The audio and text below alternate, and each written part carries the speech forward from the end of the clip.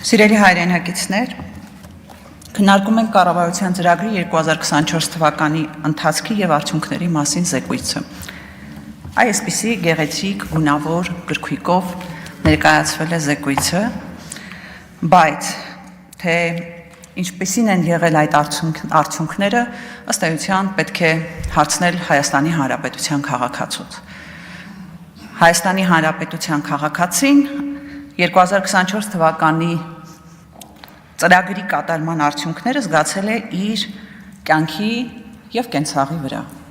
Օրինակ հարցրեք կառավարության շենքի մոտ ակցիաներ իրականացնող տնտեսվարողներին, ինչպես է 2024 թվականի ծրագրի արդյունքները անդրադառնում իրենց վրա։ Հարցրեք թոշակառուին, որ վճարում է գույքահարկ իր ծնողներից կամ միգուցե տատեր պապերից ժառանգած գույքի համար։ Հարցրեք ինչպես է անդրադառնում այս ծրագրի արդյունքները իր կյանքի եւ կենցաղի վրա։ Հարցրեք տնտեսվարողից, ով հարկերի վճարումը սահմանված ժամկետից ուշ վճարելու համար 0.4%-ի փոխարեն այլևս վճարում է տույժ 0.075%։ Հարցրեք փաստաբանների բարձրացված սակագներով ծառայություններից օգտվող քաղաքացիներից։ Հարցրեք առաջիկայում հաշվապահների ծառայություններից ավելի թանկ գնով օգտվողներից։ Եթե շուտով նույն համառությամբ էլ փոխվի վարչական դատավարության օրենսգիրքը, կհարցնեք Հայաստանի Հանրապետության քաղաքացիներից, որոնց վերաբերյալ կկայացվի վարչական ակտ եւ իրենք վիճարկելու համար կասեցման հնարավորություն չեն ունենալու։ Այսինքն սիրելի քաղաքացի, այդ նախագծով սկզբում պետք է վճարես, հետո վիճարկես, հետո ինչքան դատարանում գործի քննությունը կշարունակվի եւ եթե նույնիսկ դու ճիշտ էիր, հարցը թե քանի տարի հետո է քո վճարած տուգանքը քեզ հետ վերադարձվելու։ Կառավարության ծրագրի արդյունավետությունը զգում է Հայաստանի Հանրապետության յուրաքանչյուր քաղաքացի, երբ ամեն օր կարդում է նորությունները։ Օրինակ կարդամ դրանցից մի քանիսը։ 14 ապրիլի 2025 թվական կրակոցներ Երևանում հրազենային վնասվածքով հիվանդանոց է տեղափոխվել մի քաղաքացի։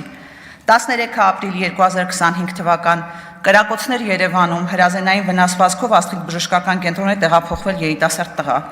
12 ապրիլի 2025 թվական Արտաշատում շուկայի հարևանությամբ մի խումբ երիտասարդների վիճաբանության ծեծկրտուքի հետևանքով պայմանագրային զինծառայողը տեղափոխվել է հիվանդանոց։ Բժիշկները պայքարում են նրա կյանքի համար։ 5 ապրիլի 2025 թվական Երևանում դանակահարության հետևանքով մարմնի բազմակի վնասվածքներով ախտորոշմամբ ծանր վիճակում հիվանդանոց է տեղափոխվել 44-ամյա տղամարդ, ոստիկանները ճշտում են դեպքի հանգամանքները։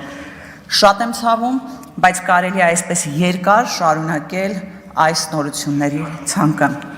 Մի ընդհատեք։ Եվ այս ֆոնին մենք ուրախանում ենք,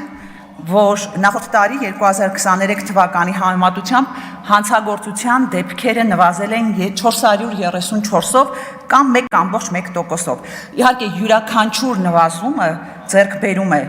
բայց եկեք նայենք հանցագործությունների որակական կողմը։ Ուրեմն այս նվազման պայմաններում այնուամենայնիվ հանցագործությունների թիվը 40,232 է, իսկ առանձնապես ծանր հանցագործությունների դեպքերը աճել են 422-ով կամ 25.1%-ով։ Եթե նայում ենք մահվան ելքով հանցագործությունների վիճակագրությունը, ստացվում է, որ նախորդ տարի միջինում շաբաթական 1 մահ է եղել։ Սա շատ մեծ թիվ է, սա ահռելի թիվ է։ Չեմ խոսում ավտովթարների մասին, հայդեպ հանցագործության բացահայտման ցուցանիշն էլ ընդամենը 22.1% է։ Ճիշտ է 3.4%-ով բարձր է 2023-ից, բայց ընդամենը 22.1%։ Այս տարի մի մասնավոր դեպքով իհարկե տեսանք, թե այդ բացահայտումներից հավանաբար մի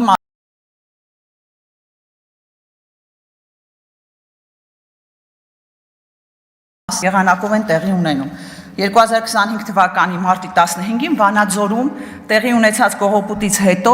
արցախցի Տիգրան Ուլուբաբյանին ոստիկանությունում իրենց խոսքերով մշակել են, որպիսի դեպքը վերցնի իր վրա։ Եթե այսպես են բացահայտվելու գործերը, միգուցե ավելի լավ է չբացահայտվեն։ Իրեւ գալով արցախցիների հարցին մի քանի օր առաջ հրապարակային դիմել էի ներքին գործերի նախարարին, գլխավոր դատախազին արցախցիների հանդեպ գեներացվող ատելության խնդրի վրա։ Այստեղ մի մեջբերում անեմ ծրագրից, հետո շարունակեմ։ Ծրագրում գրված է, որ Մարդու իրավունքների պաշտպանության ազգային ռազմավարության եւ դրանից բխող 23-25 թվականների գործողությունների ծրագրի շրջանակներում իրականացվել են իրազեկման աշխատանքներ ոստիկանների, քննիչների, դատախազների, դատավորների, ինչպես նաեւ դատավորների թեկնածուների համար վերապատրաստումներ, իրավահավասարության ապահովման, խտրականության արգելքի, ատելության խոսքի դեմ պայքարի թեմաներով։ Հիմա բոլորի աչքի առջև տեղի է ունենում այլանդակ process, իսկ պատասխանատուների արձագանքը 0 է։ Դժվար չէ հետևել, թե որտեղից են կառավարվում ֆեյքերը կամ որտեղից են կառավարվում տարաբնույթ լրատվականներն ու մանր քարոզիչները։ Այդ հրեշավոր մեքենայի կառուցվածքի բացահայտումը իրավապահների համար հեշտ գործ է ու նաև շեշտում եմ, պարտականություն է։ Ինչ որ բան արվում է, խիստ կասկածում եմ։ Բայց հələ մեկը փորձվի նույն բառապաշարով խոսի իշխանության մասին։ Քրեական գործերը արտադրական այս հոսքագծի նման կշտամպավորվեն մեկը մյուսի հետևից։ Ուզում եմ կարճ անդրադառնալ բարեկային համակարգին, այո, համակարգի վրա մեծ ֆինանսական ներդրումներ է արվել, այո, համակարգը ինչ որ չափ կայանում է, բայց այնքան դեպքեր են տեղի ունենում, որ այնպես են հեղինակազրկում այդ համակարգը, որ դրանից հետո շատ դժվար է նորից վերականգնել վստահությունը։ Երբ բարեկը իրեն պահում է հասարակ փողոցային խուլիգանի նման, վարորդին մեքենայից քարշ տալով հանում է, այս դեպքում համակարգին մարդը էլ ոնց է վերաբերելու։ Եթե վարորդը խախտում է արել, դրա համար կան ընթացակարգեր, հետևեք ընթացակարգերին։ Հա, ու մեկ էլ ոստիկանապետը արդարացնելու համար ասում է, որ ազդանշան է տվել, եւ վարչապետի Շարասյունը, իդեպ դա էլ մի ամբողջ բանակ է հիշեցնում, Շարասյունը պետք է անցներ, դրա համար ճանապարհը փակել էին։ Իրոք այդ մարդուն տվեք թող մի քանի որոշում կարդա նոր այդպիսի հայտարարություններ անի։ Կարմիր բերետավորների մասին 3 ԿՊ պատգամավորներից մեկը հարց էր տալիս եւ ասում էր, որ ոստիկանները բռնություն կիրառելու իրավունք ունեն, հետո ուղղեց ասեց, որ ֆիզիկական ուժ գործադրելու իրավունք ունեն։ Այս միակ հարցում համաձայն եմ ԿՊ պատգամավորների հետ, ձևակերպման հետ ԿՊ պատգամավորի բռնություն են գործադրում։ Նախորդ տարի այդպիսի բռնությունների օրինակները բազմաթիվ են եղել։ Օրինակ կարմիր բերետավորները ԱԳՆ-ի մոտ, ազգային ժողովի մոտ, էլի մի շարք տեղերում բռնության մաստեր կլասներ են ցույց տվել։ Ընդհուպ միջև ձայնային նռնակներ։ Այսպիսի մաստեր կլաս ցույց են տվել նաև պատգամավոր Աշոտ Սիմոնյանի նկատմամբ։ Ես սպասում եի, որ այս ամբիոնից կհնչի պատասխանատվության ենթարկվածների մասին վիճակագրություն։ Չհնչեց, որովհետև չկա։ Քրեակատարողական ծառայության մասին այս տարի արդեն արձանագրվել է մահվան 8 դեպք, որից 4-ը ինքնասպանություն, 24 թվականի մահերը 12-ն էին։ Ինչ է ստացվում։ Պետական մարմինները սահմանափակում են մարդու ազատությունը, հաճախ առանց նրանց մեղքը ապացուցելու կամ միջև նրանց մեղքը ապացուցելը, վերցնում են այդ մարդու կյանքը իրենց պատասխանատվության տակ ու փաստորեն դա ոմանց համար կյանքի գին է ունենում։ Ու այս թվերը լուրջ ձախողման տագնապ են, կամ չեք կարողանում հաղթահարել, կամ ունակ չեք, կամ միգուցե չեք ուզում։ Կարելի է դեռ երկար թվարկել կառավարության ծրագրի կատարման արդյունքների հետ կապված խնդիրները, կոռուպցիա, չիրականացրած խոստումներ, վտանգներ, սպառնալիքներ, բայց գիտեք, մարդիկ ամեն ինչ լավ տեսնում են, իրենց առօրյա կյանքում էլ գնահատում են այդ արդյունքները։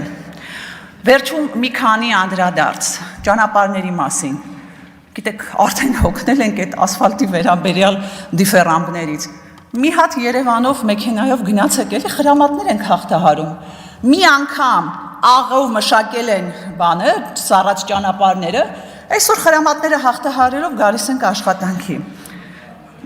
Տիկին Ղազարյան, ամենայն հարգանքով ձեր կարգավիճակի հանդեպ փորձեմ հնարավորինս մեղմ ձևակերպել։ Այն, որ ընտանեկան բռնության օրենքի հետ կապված մի նախագիծ եք բերել, դա փոփոխության նախագիծ եք բերել, դա դեռ չի նշանակում, որ այս ամբիոնից բարեփոխիչի կեցվածքով պետք է խրատներ տակ։ Ուզում եմ հիշեցնել, որ ընտանեկան բռնության մասին օրենքը ձեզ ժառանգություն է հասել։ Ժառանգություն է հասել նախկիններից, այն ձեր չսիրած նախկիններից։ Եվ մի փորձեք տպավորություն ստեղծել, որ օրենքի հեղինակը դուք եք, մի քիչ համեստ եղեք։ Հա, մեկ էլ երբ այս ամբիոնի մոտ բռնության էին ենթարկում կին падգամավորի, այդ նույն կեցվածքով, որը մեկս ձեզանից արձագանք չլսեցինք։